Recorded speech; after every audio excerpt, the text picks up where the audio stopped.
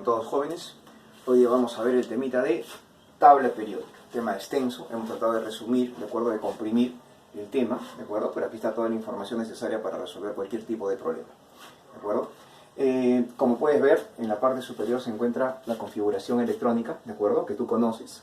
Solamente te lo he escrito, tú sabes que deduce a partir del teorema de Sarro, ¿no?, de la regla del serrucho, ¿no es cierto? Entonces ya está escrita la configuración con sus respectivos gases nobles, o también llamados kernel. Bien, para explicar todo el tema de tabla periódica, vamos primero a ver sus aportantes, los científicos que contribuyeron en la creación justamente de la tabla. Y vamos a comenzar nosotros con Charles Cousteau. Charles Cousteau contribuye con la tabla, hace una tabla de tipo cilíndrica, ¿de acuerdo?, que tenía los elementos y iban subiendo en forma helicoidal dentro del cilindro, ¿de acuerdo?, desde el menor número de masa hacia el mayor. Claro, él se equivoca diciendo que los elementos, ¿de acuerdo?, subían de acuerdo al número de masa, tiene una falla con respecto a eso, pero Charles Cousteau aporta una de las tablas periódicas más bonitas que hay. Y justamente esa tabla, como tenía una hélice por dentro del cilindro, donde subían los elementos de esta manera, tipo tridimensional, ¿de acuerdo?, se parecía a las hélices que tiene, por ejemplo, un tornillo, ¿no es cierto?, o las líneas que tiene la caparazón de un caracol, ¿no?, hacia arriba, ¿no? Entonces, por eso le colocaron a su tabla periódica, ¿de acuerdo?, el caracol o tornillo telúrico, ¿de acuerdo? Vamos a colocar ahí tornillo telúrico, ¿ya? Tornillo telúrico. Así fue como pasa a la historia el gran trabajo de Charles Cousteau. Más que gran trabajo, fue una de las tablas más, como te dije, más bonitas, más vistosas que hubo, ¿de acuerdo? Y por tener esa forma cilíndrica y helicoidal por dentro, los elementos subiendo, pasa a la historia. Posteriormente, ¿de acuerdo?, aparece otro científico más, ¿de acuerdo?, llamado Newland. Newland sí hace un trabajo mucho más elaborado. Si bien es cierto, no hace una tabla, pero Newland también contribuye. ¿Cómo así? En esta época en la que Newland plantea su trabajo, la sociedad de científicos de aquella época estaba más dominada por el tema, por los científicos rusos. Más eran rusos que otros países. Y Newland presenta su teoría, que fueron ordenar los elementos en grupos de 7 en 7, por decir, ¿no es cierto? Acá yo tengo, ¿no es cierto?, acá está, vamos a colocar el litio, por ejemplo, acá está el berilio, ¿no es cierto?, acá está el boro, el carbono, el nitrógeno, el oxígeno y el flúor. Gases nobles, ¿no? Entonces, cuando tú agarras y haces la configuración, cuando tú escribes, ¿no es cierto?, así por periodos, porque estos son periodos en la tabla periódica, ¿de acuerdo?, litio, berilio, ¿no es cierto?, boro, carbono, nitrógeno, oxígeno, flúor, y el elemento que va aquí ubicado, ¿de acuerdo?, es justamente el sodio, y las propiedades del sodio y el litio son parecidas. El sodio es un material, un metal, ¿de acuerdo?, parecido mucho al aluminio, plateado, pero muy blando, blando como un toffee. Tú lo puedes partir como si fuera una mantequilla helada, ¿no?, más o menos.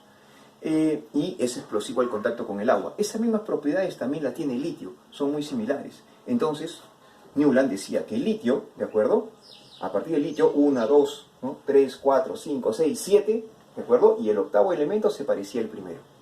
Y es verdad, esto cumple en más de un 80% dentro de la tabla periódica. Y esto lo plantea frente a los científicos. Pero los rusos tenían un representante muy conocido que era Kirchhoff. Y Kirchhoff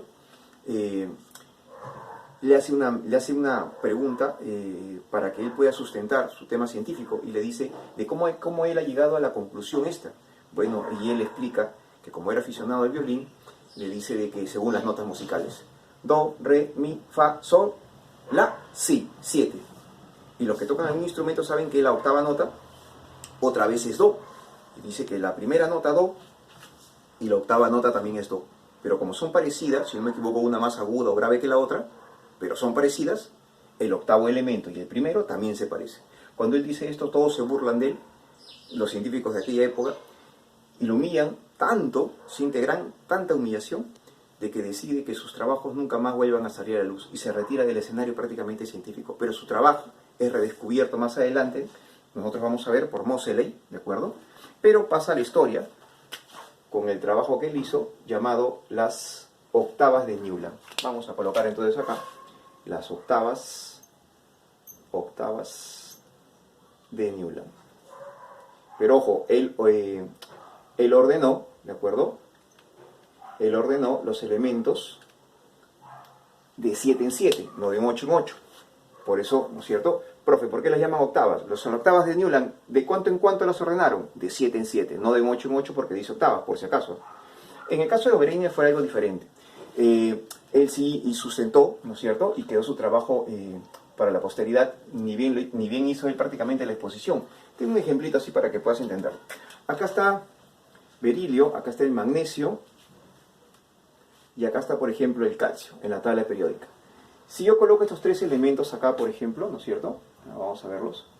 Berilio, por ejemplo, acá está el magnesio y acá está el calcio. ¿De acuerdo? Si yo soy observador acá en la tabla y recuerdo las masas de cada uno, ¿no es cierto? Yo me daría cuenta que el berilio es 8, si te fijas en la tabla, el calcio más o menos es 40, y digamos que tú no sabes la del centro, tú no sabes cuánto vale. Pues resulta que según lo que dice Oberheiner, tres elementos juntos hacen lo siguiente, que la masa del primero más el tercero, sumadas y divididas entre 2, salga la del centro. Eso cumple también en más de un 80% en la tabla. Dicho así, me entenderás de que si yo digo que quiero saber el valor de X, solamente yo tendría, ¿no es cierto?, que sumar, ¿no es cierto?, 8 más 40, ¿no es cierto?, lo que nos daría ¿cuánto? 48, y debo dividirlo entre ¿cuánto? Entre 2. Y si yo voy a la tabla periódica, me voy a dar cuenta que justamente este valor de 24 es el valor, ¿no es cierto?, de la masa del magnesio.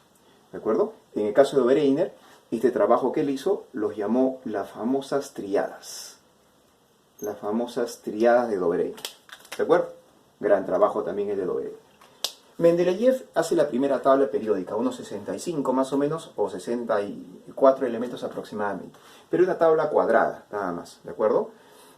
Con pequeñas cuadrículas por dentro, ¿no? Como un cuaderno cuadriculado. El gran trabajo de Mendeleev pasó a la historia porque él había, en sus escritos, podido predecir los elementos que iban a aparecer en un futuro. Y él los llamó los ECA elementos. ECA es una palabra en sahmerio que significa el siguiente elemento, ¿de acuerdo? Entonces, él pudo predecir esto. En aquella época los científicos no le hacían caso, no le creían, digamos, pero después de su muerte, ¿cierto?, porque aducen mucho que murió en la calle, dice, pidiendo limosna como un mendigo. Él es ruso, Dmitri Ivanovich Mendeleev, es el menor, cuenta de 17 hermanos. Ya te imaginas el grado de pobreza que debe tener este tipo, este gran científico. Entonces, es verdad, ordenó los elementos de acuerdo al número de masa, ¿de acuerdo? Los ordena los elementos de acuerdo al número de masa. Es verdad que falló en esto, ¿de acuerdo? No lo hizo bien, pero aportó a la historia el asunto de los ECA, elementos. ¿Qué sucedía con estos elementos? Eran elementos que después de su muerte fueron descubiertos y ubicados en los lugares, en la tabla que él había diseñado y con las propiedades que él mencionaba. Esto es bastante complicado, ¿no? Ahí es donde se dan cuenta que este tipo era tremendo genio, ¿no? Pero todos los científicos que tú ves acá hicieron grandes trabajos, ¿de acuerdo? Unos reconocidos y otros no. Pero Moseley, ¿de acuerdo?, porque todos trabajaban en forma separada, Moseley los unió. ¿De acuerdo? No los científicos, sino los trabajos de cada uno. ¿De acuerdo? Cogió lo mejor de cada uno y los unió. Y con el trabajo en esa época de los rayos X que habían sido descubiertos, ¿de acuerdo?, por Soddy y otros científicos más, él utiliza los rayos X para contar los electrones de los elementos. Y llega él a ordenar los elementos, pero ya no de acuerdo al número de masa, sino al número atómico. Entonces vamos acá, ¿de acuerdo?, a colocar que ordena los elementos de acuerdo al número atómico, pero a él se le considera el creador de la ley periódica. ¿De acuerdo? Él hace, ¿no es cierto?, el orden de los elementos, ¿de acuerdo a quién? De acuerdo al Z. Digamos que de alguna manera se lleva los laureles. Previo a esto, ya Werner había diseñado la forma que tú ves. La tabla periódica, la forma que tú tienes, la forma que tú le ves, ¿no es cierto?, que es como un castillo, verdaderamente parece un castillo, ¿no es cierto?, dicen, de arena, el cual fue así descrito por este científico que lo evaluó, y otros más, Kirchhoff. Le dijo, tu tabla periódica tiene la forma, le dice, de un castillo de arena, el cual se va a derrumbar en cualquier momento porque no tiene sustento de tipo científico. Pero sin embargo, el trabajo que hizo también fue humillado públicamente, muy similar a Newland, pero el trabajo que él hizo, ¿no es cierto?, fue, digamos, adelantado a su época, por eso muchos no lo entendían, ¿no? Sin embargo, Moseley, ya después, ve el trabajo de Wegener, muchos años después, y le pareció genial. Y justamente esa es la tabla que tenemos ahora, que no ha sufrido ningún cambio. Esto es, si sabes apreciar, esta es una tabla que se adelanta el tiempo, ¿no? Y que solamente hay que aumentar los elementos. No ha sufrido ningún cambio desde esta época, ¿no? Desde que Werner la creó, ¿de acuerdo? Entonces vamos a colocar acá nosotros, vamos a colocar acá nosotros, vamos a colocarlo acá de rojito, vamos a colocar acá nosotros, que él diseña la tabla periódica, ¿de acuerdo? Vamos a colocar ahí, diseño de la tabla periódica. Voy a colocar solamente TP, tú sabes que me refiero a tabla periódica, ¿de acuerdo? Bueno, estos son los principales, hay otros más, ¿no es cierto? Pero digamos que estos son los principales aportantes justamente de la creación de la tabla que tú observas ahí, ¿sí? Ahora, vamos a pasar a la descripción de la tabla. Mira tú, acá nosotros tenemos 7 periodos. Si tú te fijas en una tabla mucho más actual, algunos colocan 8, ¿no? Con la parte inferior acá también hay un octavo periodo, ¿de acuerdo? Hemos colocado primero, segundo, tercero, séptimo periodo. Pero también hay, como te digo, un octavo, donde hay elementos como un unilium, un unicium, un unicium. Estos elementos tienen estos nombres porque es el número en latín del elemento. 111 un unilium, 112 un unicium, y así sucesivamente. Cuando se decía colocarle el nombre de algún científico, de alguna ciudad donde fue descubierto, recién seguramente cambiarán de nombres. Aparte que estos elementos todavía no tienen todos sus datos, ¿no? A algunos les faltan puntos de fusión, densidades, cristalización y otros datos más, ¿no? ¿De acuerdo? Por eso estamos considerando solamente 7. Ahora, tú observas acá que también existen grupos, ¿de acuerdo? 1, 2, ¿no es cierto? 3, 4, 5, 6, 7, 8 grupos A, ¿de acuerdo? Y también existen grupos B, pero que parten de acá. 1, 2, ¿de acuerdo? 3, 4, 5, 6, 7, 8. Con este de aquí, ¿no? Que en este grupo 8B abarca ¿cuántos? 8, 9 y 10. 3 casilleros, llamados así, 8, 9 y 10, los casilleros, para el grupo 8B. Los que están en la parte central, todos estos elementos que están aquí en el grupo B, ¿de acuerdo? Porque este es grupo B, se llaman metales de transición, ¿de acuerdo? Mientras que los que están en el grupo A, representativos. Grupo A, representativos. Acá la tabla tiene una línea partida que representa justamente los metaloides. Todo este lado que tú ves acá son metales. Los que están encima de la escalerita, no metales. Y obviamente acá están tus gases nobles, que son los gases nobles que nosotros tenemos en la configuración electrónica. El helio, ¿no es cierto? El neón, el argón, el criptón, el xenón y el radón, que son los que nosotros consideramos. ¿De acuerdo? Ahora, en la parte de acá abajo hay una tabla adicional. ¿De acuerdo? Son los metales, los transuránicos o transición interna, como le llaman algunos. Estos elementos todos pertenecen al grupo 3B y justamente le pertenecen a dos elementos, a los lantánidos, ¿de acuerdo? Y a los actínidos. Que estos dos elementos han sido bombardeados, ¿de acuerdo? Y son los padres, digamos, de todo este grupo de elementos, ¿no es cierto? Acá hay 14, son básicamente 28 elementos los que tú puedes observar ahí. Ahora, acá nosotros vamos a considerar unos tipos de energía que varían hacia un lado y hacia el otro. Por ejemplo, ¿no? Para allá y hacia abajo, como indican las flechas, aquí varía el radio, vamos a colocarlo así, vamos a verlo acá, varía el radio atómico, el radio iónico y el volumen atómico. Estas tres características varían hacia allá y hacia abajo. Por ejemplo, ¿no? Si yo tengo acá, por ejemplo, el calcio, ¿no es cierto? Y tengo, por ejemplo, acá el flúor, y yo te preguntara entre el calcio y el flúor, ¿quién tiene mayor radio atómico? Obviamente, ¿quién? El calcio. Es un tamaño mayor. Si yo te preguntara, por ejemplo, ¿no es cierto? Acá tengo el nitrógeno y acá tengo, por ejemplo, el berilio. Y yo te preguntara, ¿quién tiene más volumen atómico? Lógicamente el berilio, porque está más para este lado y hacia abajo. ¿De acuerdo? Inclusive podemos hacer la comparación entre ellos, ¿no? Magnesio y calcio. ¿Quién tiene más, por ejemplo, radio de tipo iónico? Ah, claro, el calcio, ¿no es cierto? Porque está más abajo y más hacia allá. ¿De acuerdo? Para el otro lado, también hay variaciones. Acá varía la energía de ionización, ¿de acuerdo? Vamos a colocarlo acá, la energía de ionización, la afinidad electrónica y la electronegatividad. Estas tres fuerzas varían hacia allá, ¿de acuerdo? Y también, obviamente, hacia arriba. Vamos a colocar acá la energía de ionización, la afinidad electrónica y la electronegatividad, ¿de acuerdo? Estas dos condiciones, ¿de acuerdo?, se dan cuando brinca un electrón, ¿de acuerdo?, cuando un electrón gana energía, ¿de acuerdo?, y brinca a un nivel de más alta energía. Y en el otro caso, es la energía necesaria, la afinidad electrónica, para que tú le puedas, ¿de acuerdo?, arrancar un electrón. Mientras que la electronegatividad es la capacidad que tiene un átomo para poder, ¿qué cosa?, mantener un par de electrones. Ahora, con todo esto que tú observas acá, ¿de acuerdo?, hay también grupos y nombres, ¿de acuerdo?, para cada uno. Por ejemplo, el grupo 1, ¿no es cierto?, encabezado justamente por el hidrógeno acá, todos ellos se van a llamar alcalinos. Alcalinos térreos, todo el grupo 2A. El 3, boroides, ¿de acuerdo? Carbonoides, nitrogenoides. Acá ya no son por si acaso oxigenoides, acá son anfígenos o calcógenos, ¿de acuerdo? Halógenos y famosos gases nobles, ¿de acuerdo? Y acá en el grupo 1, ¿de acuerdo? Todos ellos se llaman metales puente, porque generalmente brincan los electrones, ¿de acuerdo? Y en el número 2, metales de acuñación. Metales que sirven básicamente como el zinc, el oro, la plata, que sirven para hacer orfebrería, ¿no es cierto? ¿De acuerdo? Ahora, con todo este conocimiento, ¿de acuerdo? Nosotros vamos a pasar a las configuraciones que nosotros tenemos acá, ¿sí? Quiero que observes. Mira, esto es básico para poder ubicar por grupos y periodos. Mira con atención. Digamos que yo quiero hacer configuración electrónica, por ejemplo, al sodio, ¿de acuerdo?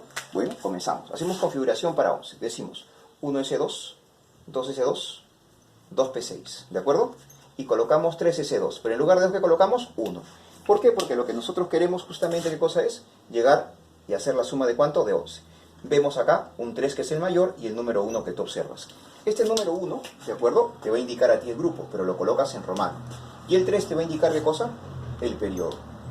Pero si tú ves que termina en S, o en todo caso termina en P, significa que pertenece al grupo ¿qué cosa? A. Termina en S. ¿Qué cosa es entonces? A. Configuración para 17. 1S2, 2S2, 2P6, 3S2 y 3P6. Pero en lugar de C, ¿qué colocas? 5, para que sume ¿cuánto? 17. Ahora tú puedes observar acá ¿cuántos? 2 mayores, ¿sí o no? Entonces, ¿qué tenemos que hacer con sus electrones? Tenemos que sumarlos. Y tú te das cuenta, ¿no es cierto? Que puedes ubicarlo aquí ¿con cuánto? Con 7, ¿de acuerdo?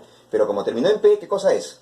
Es A, ¿no es cierto? ¿Qué periodo es? Tercero, y coloco tercero. ¿Cómo los ubicas tú en la tabla? Facilito. Por ejemplo, mira, dice que el sodio, el Na, está ubicado en el grupo 1A, tercer periodo. Ubícate ahí, mira, ve. 1A, tercer periodo. Ahí está ubicado el sodio.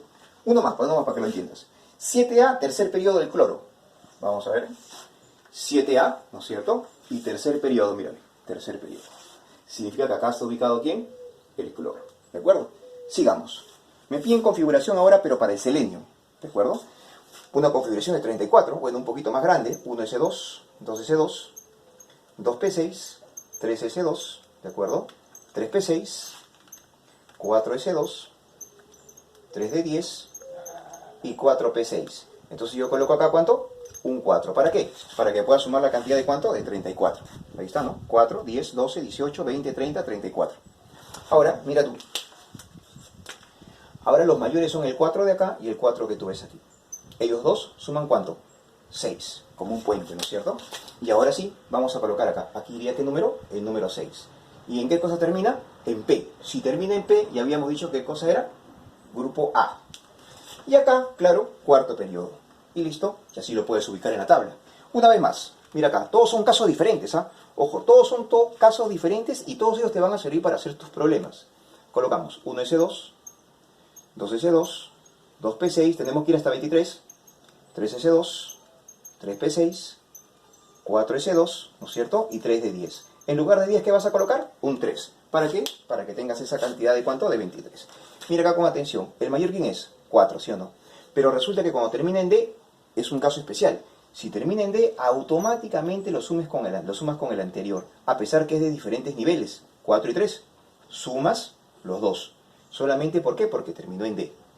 Entonces, ojo acá. Si termina en D, pertenece ahora al grupo, ¿qué cosa? B. Sumas. Sale 5. Coloca 5. Ahí está el 5. Si termina en D, ¿qué te había dicho? En B. 5B, ¿qué cosa es? Cuarto periodo, el mayor. Si quieres ubicarlo, 5B, cuarto periodo, ahí está, mira, cuarto periodo, 5B. Ahí está ubicado ¿quién? El vanadio. ¿De acuerdo?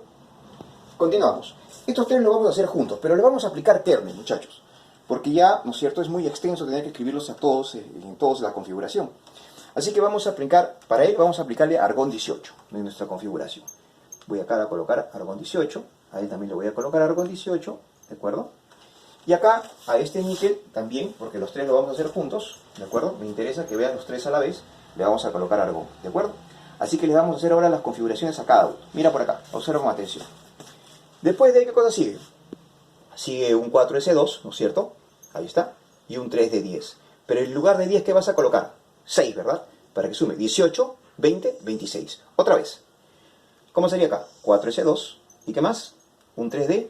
En lugar de 6 ahora, ¿no es cierto que colocas? Para que sume 27, ¿sí o no? 18, 20, 27. Ahí están los 27.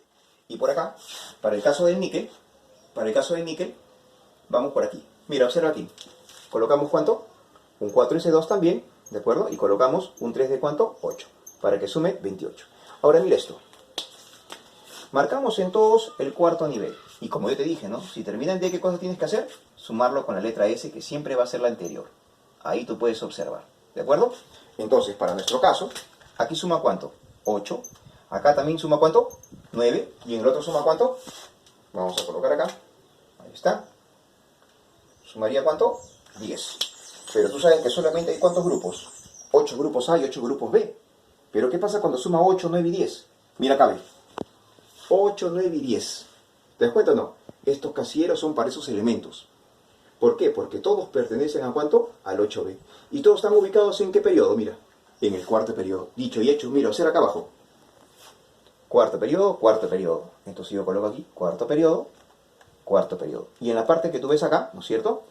8, 9 y 10, siempre ¿qué va a ser? Va a ser ¿cuánto? 8B. Porque el 8B tiene justamente 3 casilleros para ellos. Aquí también colocamos ¿cuánto? Cuarto periodo y grupito ¿cuánto? 8B. Y listo, cerrado ahí. Y aquí los puedes ubicar, ¿no es cierto? Ahí está, mira, 8, 9 y 10, cuarto periodo. Hierro, el cobalto y el níquel. ¿De acuerdo? Ahora mira acá, estos dos también me interesa hacerlos juntos, ¿de acuerdo? Vamos a colocar 18, acá también 18, colocamos argón y también colocamos, ¿qué cosa? Argón. Avanzamos configuración. 4S2, 3 de 10, pero en lugar de 10 voy a colocar 9, para que sume ¿cuánto? 29. Seguimos, queremos 30, 4S2 y 3 de 10. Pero ahora tú te das cuenta que si yo sigo trabajando acá, la suma, ¿no es cierto? ¿Me sale cuánto? 11, ¿no es cierto? Y acá sale ¿cuánto? 12, ¿no es cierto? Ahora, pero ya no hay casillero 11, y tampoco hay casillero, ¿qué cosa? Mucho menos 12. Cuando sale 11 significa que se regresa, todo vuelve a comenzar otra vez, ¿de acuerdo? O sea, 11, ¿qué representaría? El 1B. Y si 11 es 1B, ¿qué sería por lógica 12? ¿Tendría que ser cuánto? 2B, ¿cierto o no? Pero todos ubicados ¿en qué periodo? En el cuarto periodo. Vamos a la tabla, mira, observa acá. Cuarto periodo, ahí está, 1 y 2B. Aquí está ubicado el cobre, y aquí está ubicado ¿quién? El zinc, ¿de acuerdo? Y listo. Ajá, ahí está. Vamos por acá para terminar con estos últimos. Mira, me están pidiendo que haga configuración para 84. Entonces yo voy a aplicar acá el más cercano, que sería Xenon 54. ¿De acuerdo? Voy a colocar acá 5,4, ¿de acuerdo? Y voy a aplicar acá Xenon. ¿De acuerdo?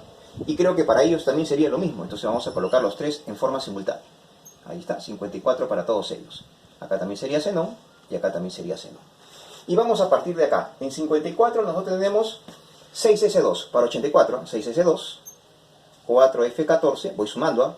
¿Pero cuánto va? 54, 56, 70. Sigo. Sería 5 de 10. Mira, ¿te acuerdas? 56, 70, 80. Por último, 6P6. Pero en lugar de 6, ¿qué voy a colocar? Porque yo quiero 84. ¿Coloco solamente cuánto? Un 4. Ahí está la cantidad. Ahora el de acá abajito, ¿ya? ¿Cómo sería? Para 75, 6S2, ¿cierto? 4F14, con lo que sería ya 70, ¿no? 54, 56, 70.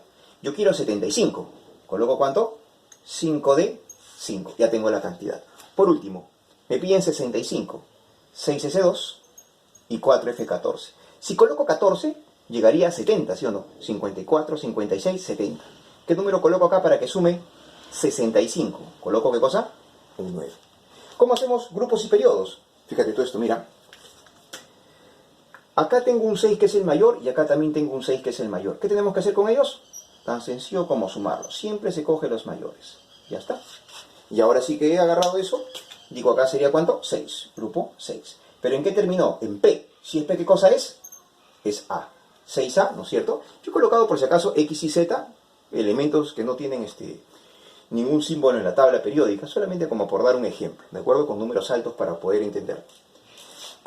Ahora, 6A, ¿no es cierto? ¿Y qué periodo sería? Sexto. Y listo. Acá mira, observa. ¿Cómo sería cuando termina en D? Yo te había explicado, yo te había dicho. Si termina en D, automáticamente se suma ¿con qué letra? con la letra, ¿qué cosa? S. Y claro, marcas el mayor de los periodos. Sería un sexto periodo y la suma acá sería 7. Y tú colocas 7.